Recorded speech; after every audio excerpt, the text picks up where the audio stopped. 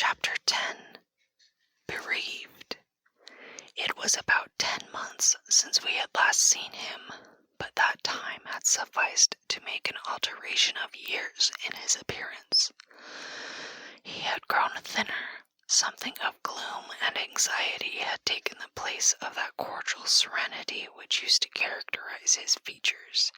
His dark blue eyes, always penetrating, now gleamed with a sterner light from under his shaggy gray eyebrows. It was not such a change as grief alone usually induces, and angrier passions seemed to have had their share in bringing it about. We had not long resumed our drive when the general began to talk with his usual soldierly directness of the bereavement, as he termed it, which he had sustained in the death of his beloved niece and ward, and he then broke out in a tone of intense bitterness and fury, inveighing against the hellish arts to which she had fallen victim, and expressing with more exasperation than piety his wonder that heaven should tolerate so monstrous and indulgent of the lusts and malignity of hell. My father, who saw at once that something very extraordinary had befallen him, asked him, if not too painful to him, to detail the circumstances which he thought justified the strong terms in which he expressed himself. "I should tell you all with pleasure," said the general, "but you would not believe me." "Why should I not?" he asked. "Because," he answered testily, "you believe in nothing but what consists with your own prejudices and illusions. I remember when I was like you, but I have learned better." "Try me," said my father. "I am not such a dogmatist as you suppose. Besides which, I very well know that you generally require proof for what you believe, and am, therefore, very strongly predisposed to respect your conclusions. You are right in supposing that I have not been led lightly into a belief in the marvelous, for what I have experienced is marvelous, and I have been forced by extraordinary evidence to credit that which ran counter diametrically to all my theories. I have been made the dupe of a preternatural conspiracy." Notwithstanding his professions of confidence in the general's penetration, I saw my father at this point glance at the general with, as I thought, a marked suspicion of his sanity. The general did not see it, luckily. He was looking gloomily and curiously into the glades and vistas of the wood that were opening before us. "You are going to the ruins of Karnstein," he said. "Yes, it is a lucky coincidence. Do you know, I was going to ask you to bring me there to inspect them. I have a special object in exploring.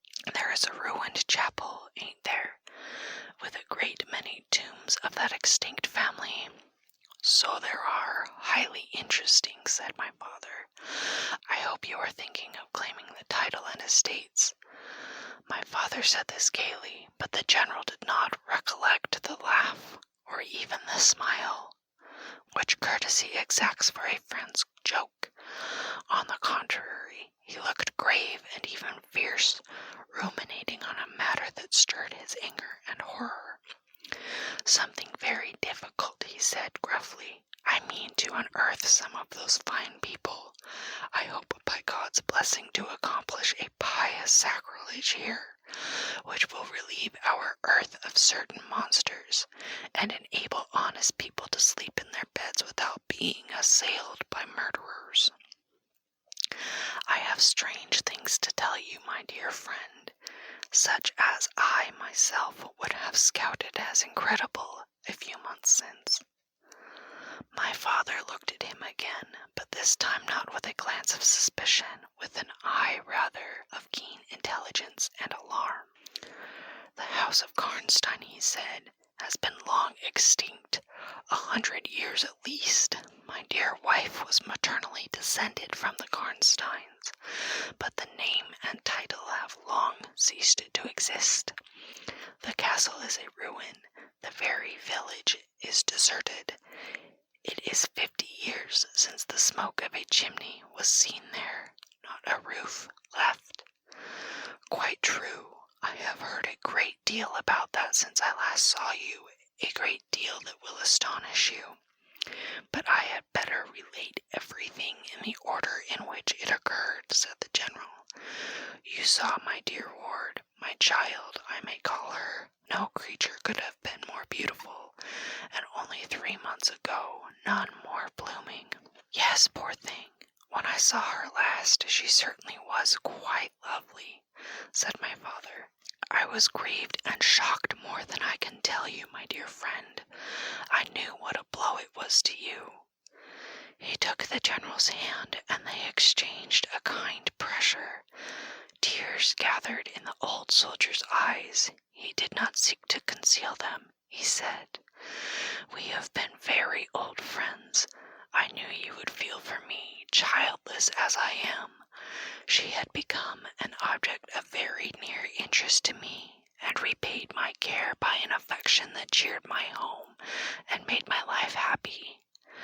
That is all gone. The years that remain to me on earth may not be very long, but by God's mercy I hope to accomplish a service to mankind before I die, and to subserve the vengeance of heaven upon the fiends who have murdered my poor child in the spring of her hopes and beauty. You said just now that you intended relating everything as it occurred, said my father.